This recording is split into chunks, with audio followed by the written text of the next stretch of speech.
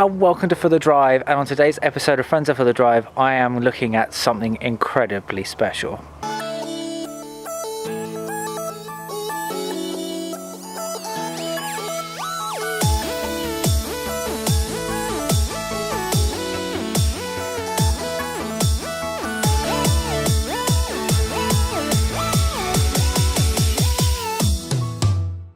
What we have here is a 2015 Lamborghini Huracan 610-4 with 5.2 litre V10, naturally aspirated, producing about 600 brake, and my god does it look incredible in that spec. The owner has done some bits and pieces of mods, and we will definitely be covering them in the video because the exhaust mod is just insane. Without further ado, let's start this puppy up and go for a little drive. See you guys in a sec.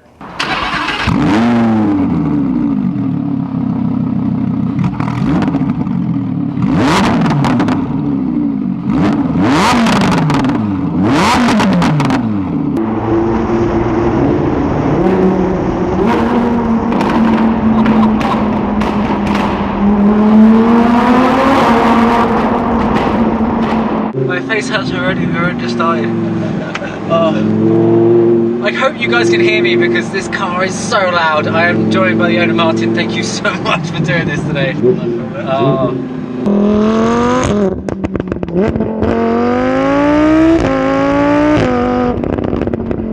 So why did you buy the car? Like, what made you? I actually didn't mean to buy the car. So I had a Murcielago.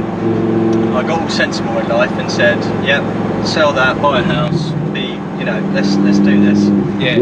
I stupidly went to an event at Silverstone and chatting to the guys in Lamborghini, as you do, seen the Huracan just launched and said, I really like the car. And they said, well, have you driven one? And I said, no, not at all. He said, right, wait here, come back 5 minutes later with 2 sets of keys. Nice. He said, right, you get in that one. Pulled one of the Super Trofeo race drivers at lunchtime into another one. He said, all you got to do is follow him, stay on his tail. Straight out the road on Italian plates. Nice. And this driver just went bang, straight out bunkers.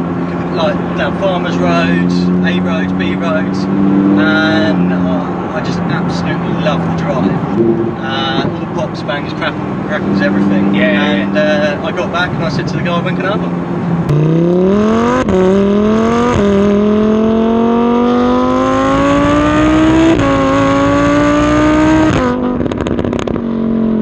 What do you like about? What do you love about the car? I love the pops and crackles. That's probably the best bit. It normally on a dry day completely glued to the road, so I really like the confidence that the car inspires. I've had cars before, not that you don't get in this sometimes and think I'm going to die, but in other cars it felt not very confidence inspiring, you know. You're taking your life in your own hands, kind of. Yeah. I mean, what was the Murcielago? Is that very different, completely, a lot more old school, obviously. Yeah. Manual, gated gearbox, obviously the doors that came up, everything was very mechanical. So I'd say the Audi influence definitely made a difference. Stuff like the dash, the controls, everything's nice and it works. And the car is more. The car's more electric, but in a good way. So like the steering is completely electric and it's dynamic, it changes, which you just didn't get with the Murcielago. The Murcielago was just always heavy. Right. Whereas this, if you're in a parking lot, you know, you can have the steering really light if you want and just manoeuvre about, and then obviously put it to race mode or whatever. And it stiffens and changes with speed as well, so it's completely dynamic. Oh, so if we do a first and second gear change. Totally different dynamic. Oh wow!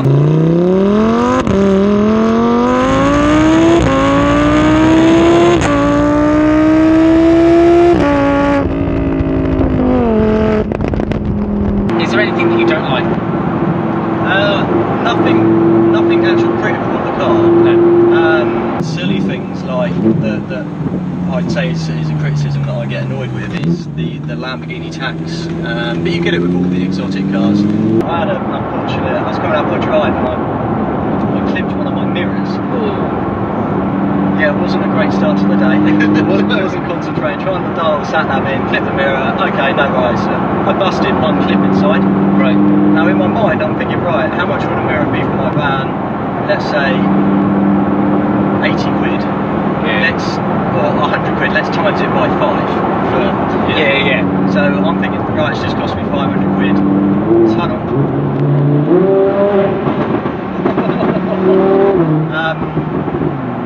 Called into my dealer, yeah, no problem, Mr. Brown, got it in stock, we have it ready to go for you.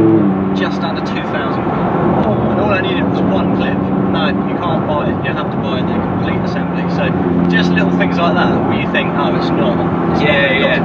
It does add up. So that would be my one criticism, but that's not really of the car, that's just a general.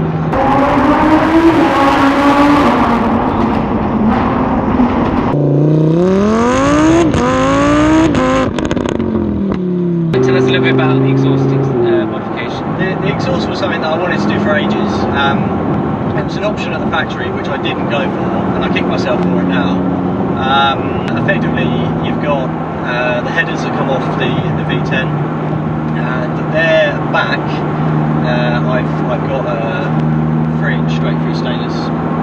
So yeah, hence the extra sound and the pops and bangs and stuff. And as you know, this is the first time I've driven it. Yeah, I know. With the exhaust. This is like this maiden voyage with the new sound, and all I can say is well done, because it sounds incredible. So because you said to me earlier that this was actually developed by an American. Yeah, the guys in the USA, dropped them a message. They do exhaust and other performance inspired parts, and they've just started getting into exotic stuff. And what they like to do is do exotic stuff, but not with what I was saying earlier, this kind of tax, Lamborghini tax. So I dropped the guys a message and said, do you want to hook up and do some stuff in the UK? Obviously they're not over here at all, so as you know, I do loads of shows and events and things like that, and a week later, sat on the door ready to go. That's amazing. I didn't have to wait until after a track day to fit it, because unfortunately it is now, well, it's a race system.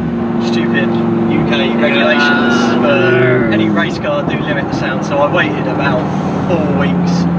You've added a wing. Yes.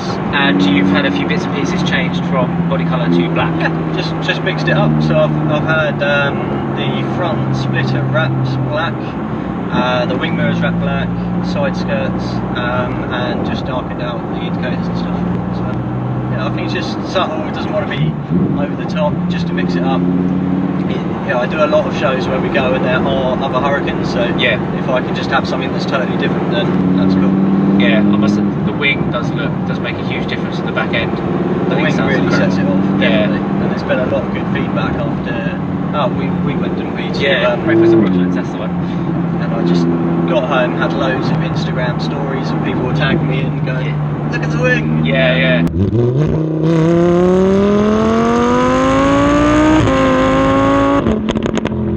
I always have to ask this question, what would be the replacement?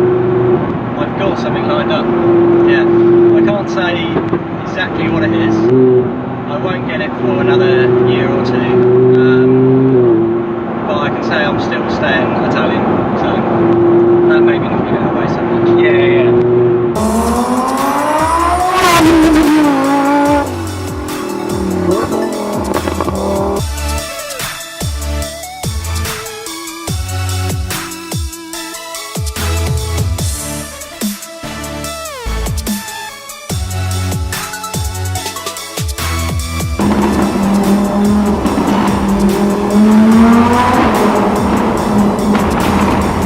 Holy moly.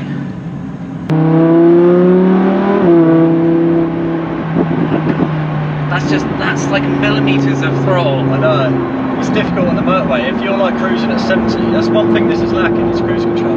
Does it not have that? No, if you're cruising at 70 and you move your foot like 1 millimetre, or particularly in the 50 when you're going on the M3 as well, you move your foot like a millimetre and all of a sudden you're at 60, you're like, oh. You say about the steering, feels very comfortable, but I am getting good feedback. Does it feel a lot more heavy than what you're used to? A lot more direct. A lot more direct, yeah. It is heavier. When you're moving, this feels quite, I I wouldn't say overly heavy, but I'm definitely feeling much more direct response. Yeah. The XE is supposed to be the comfortable executive family saloon kind of car. It's they've made it very light. Yeah. Considering how like low, wide, like how big the wheels are, very comfortable, actual ride comfort. Yeah. And this is one of the worst roads in Hampshire as well. It's bloody bumpy. There's a lot of bumps in it, but I'm not ever like, there's nothing being transferred directly to my back. The seats are actually very good at bolstering as well. I feel quite not They are squeezed. quite hard. I would say if you drive it all day, Yeah. you do end up getting a bit of a backache, to be fair. Okay. I don't know if that's just because like you're tensing up a lot more and like you know Yeah, you're maybe. driving crazy. Yeah. Oh my god!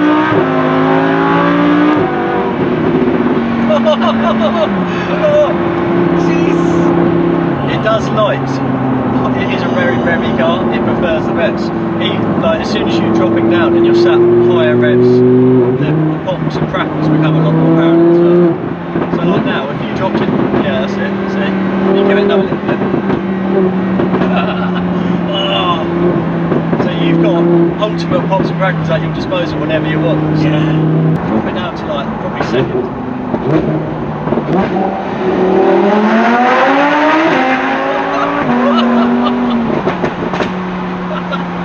Oh my god!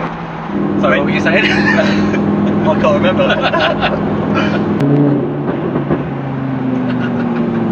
How do you find it then? Oh my god. I don't want to give it back. That was a hell of a lot of fun. Thank you very much. No problem. I didn't break anything. Yeah. I was a little bit nervous. I can't believe today has been such an experience.